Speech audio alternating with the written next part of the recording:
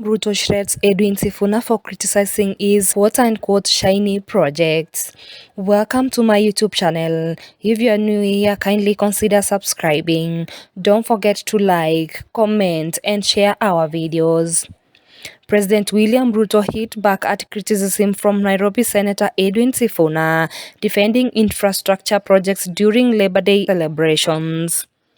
Ruto dismissed claims that roads and railways are meaningless, outlining expansion plans for the standard gauge railway and major highways linking Nairobi to western Kenya. The president questioned critics' silence during past projects, accusing some leaders of undermining development, despite earlier benefiting from them. President William Ruto has taken an apparent jab at Nairobi Senator Edwin Sifuna and his allies over their criticism of government development projects. Ruto's comments some weeks after Sifuna criticized what he termed as the government focus on shiny projects, warning that such developments risk overshadowing urgent issues affecting ordinary Kenyans. While addressing the Senate, Sifuna urged citizens not to be distracted by high-profile infrastructure projects such as railways and stadiums, urging that the government should prioritize security, healthcare, and basic services. He pointed to a series of security concerns, saying these incidents expose gaps in the government's ability to protect citizens.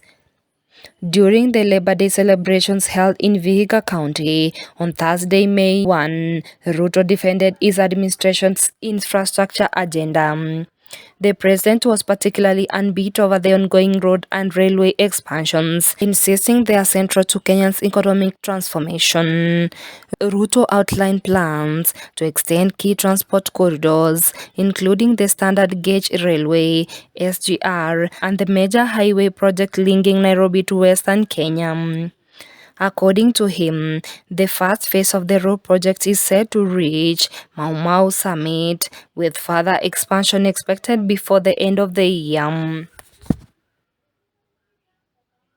He said the next phase will stretch from Mau Summit through Eldoret to Kakamega and finally to Malaba, while an alternative route will connect to Kericho to Kisumu. Ruto framed this project as strategic investments aimed at improving connectivity, boosting trade, and opening up the western region. And I quote, "I have heard some leaders saying that this road infrastructure is meaningless. I find that very surprising. Though telling us these roads are meaningless are people who live among us here. When roads and railways were being built to other places, they did not speak," Ruto said. Sifuna and like-minded leaders, questioning why they were silent when such projects were being implemented by the previous administration. And I quote, "Today they tell us these roads and railways have no value. I do not know what they consider important. That is why I say there are some people who lack sound minds," Ruto added.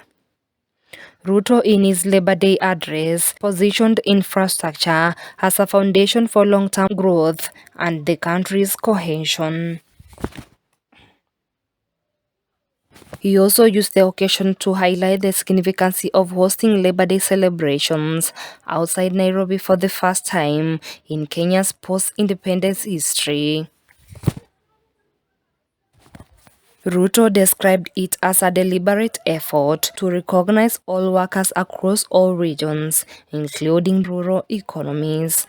And I quote, "Today is equally a historic moment. For the first time in the 60 years of celebrating Labor Day in independent Kenya, these national celebrations are being held outside the capital city of Nairobi for the first time," Ruto said, suggested that the decision to hold the event is in Vihiga reflects a commitment to decentralization. He traced the origins of Labor Day to the struggles of workers during the Industrial Revolution, saying the fight for fair working conditions and dignity remains relevant in modern Kenya. I extend my deepest gratitude to the warmth of your welcome and the generosity. Ladies and gentlemen, from a historic perspective, Labor Day did not begin as a celebration the way we have it here today, but as a struggle for the dignity of workers, for fair working conditions, and for just numeration. That struggle, born in the 19th century at the height of the Industrial Revolution, as relevant today as it was then, the president added. Until another video, don't forget to like, comment, and share our videos.